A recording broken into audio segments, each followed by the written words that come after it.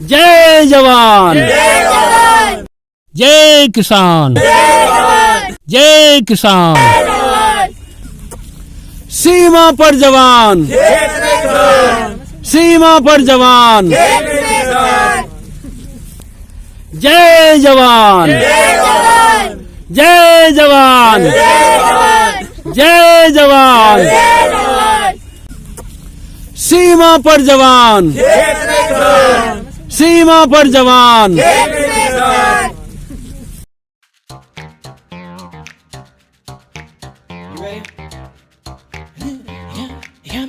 You got me running, got me running. Shake it, shake it, shake it, baby. Raise your hands up. Raise them up.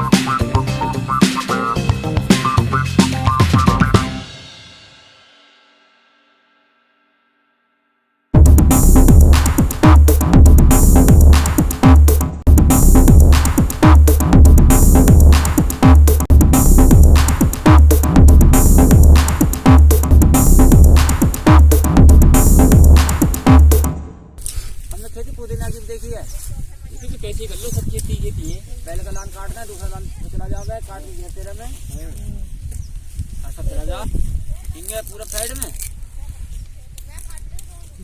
हाँ पुदीना खेती पर मतलब पुदीना की कराए लोग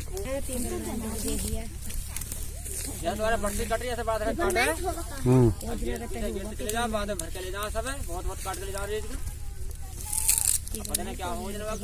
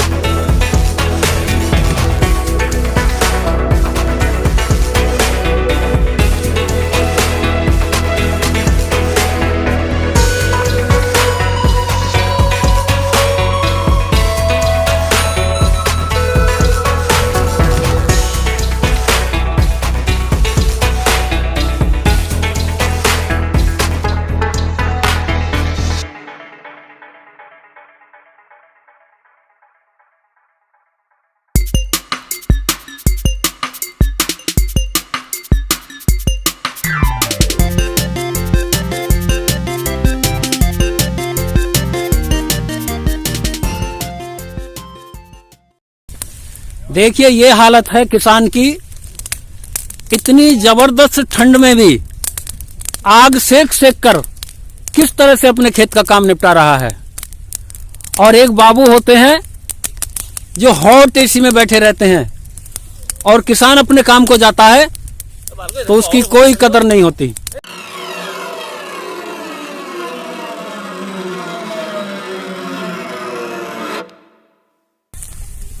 इसीलिए कहते हैं कि खेत में किसान और सीमा पर जवान।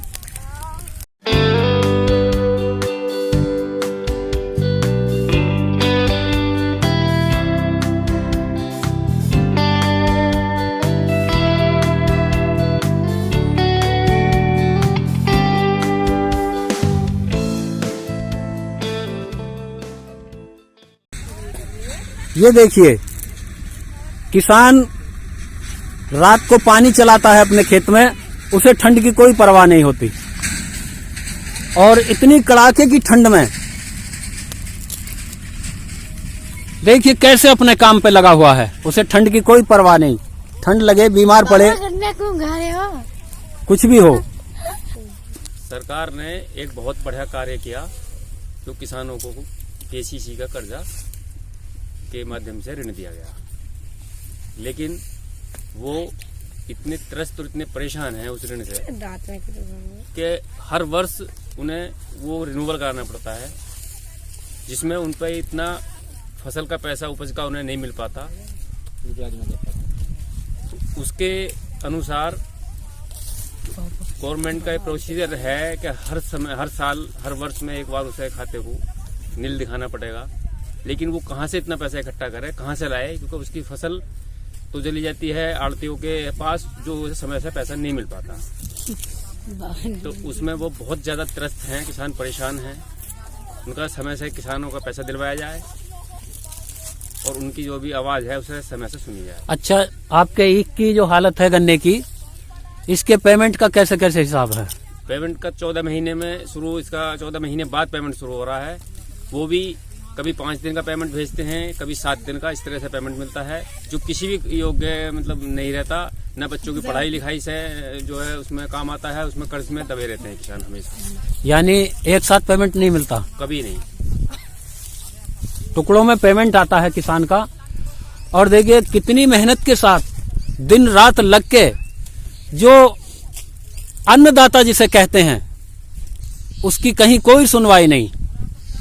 और अब तो कानून ऐसे आ गए हैं कि कितने दिन से किसान इतनी कड़ाके की ठंड में अपने ट्रैक्टर ट्रॉली लिए सरकार से अपनी बात मनवाने के लिए अनुरोध कर रहा है, लेकिन उसकी कहीं कोई सुनवाई नहीं है। इतना अड़ियल रवैया सरकार का। अब देखिए क्या होता है। आप कुछ और कहना चाहेंगे? नहीं, सरकार अपने अड़ियल रवैये पे अटकी हुई है, केवल उद्योगपतियों की वजह से। उन्हें लाभ उद्योगपतियों को पहुंचाना है, ना कि किसान मजदूर को लाभ पहुंचाना है उन्हें। किसान मजदूर कहीं उनके साथ में नहीं दिखाई दे रहे हैं, जबकि उन्हें यहाँ तक किसान और मजदूर ने ही उन्हें जो है दिल्ली का रास्ता उनके लिए बनाया था। लेकिन वो सब बातें, सब कुछ किसान मजदूर को सबको भूल चुके हैं। नहीं, आपको लगता है कि किसान का जो खेत है, जमीन है, सरकार का क्या लगता है कि सरकार क्या कर रही है इसके उसमें? नहीं, सरकार ने एक ये 3 नए कानून बनाए हैं, जिन्हें हम काले कानून के नाम से पुकार रहे हैं। उसका एक मुख्य कारण है, ना तो उन कानूनों के बारे में किसान को अवगत कराया उन्होंने कि इससे क्या लाभ और क्या हानि है। तो आपको लगता है कि आपकी जमीन चली जाएगी?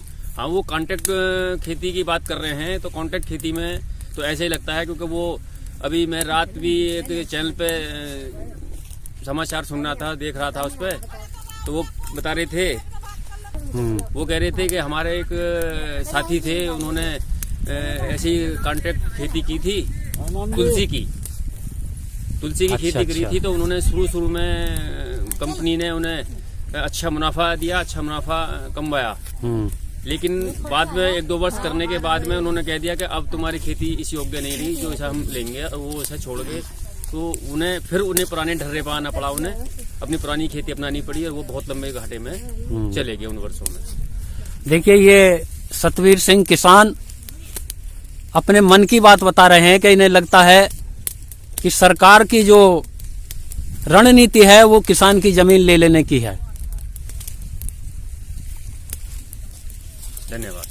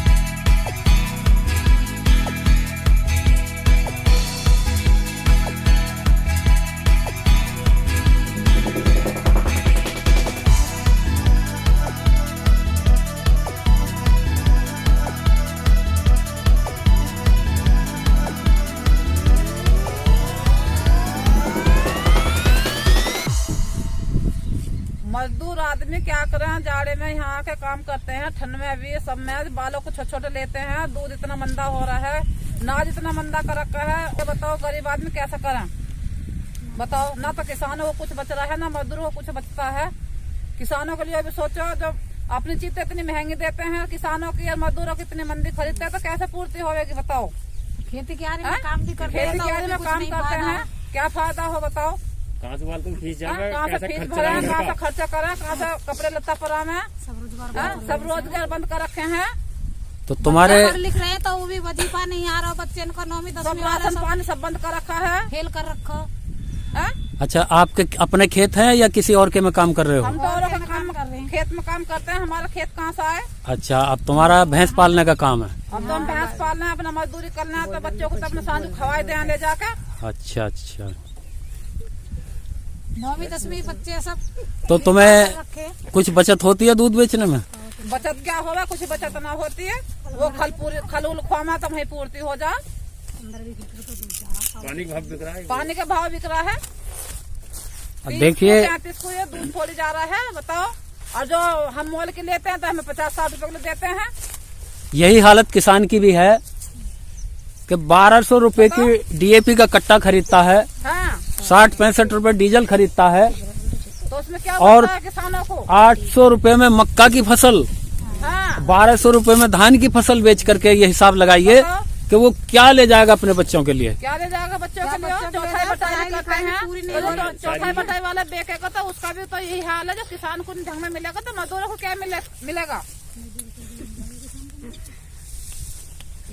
जायज बात है। चौथाई को करेंगे तो हम ले जाएंगे तो हम भी बेचेंगे, तो हमारा तो मजदूरों का तो वही भाव बिकेकर हम मजदूरी पे भी करवाएंगे, अपनी मेहनत भी करेंगे हम। तो बताओ क्या अवस्था है उसमें। जय हिंदुस्तान, जय हिंदुस्तान, जय जवान, जय जवान, जय किसान। जय भारत।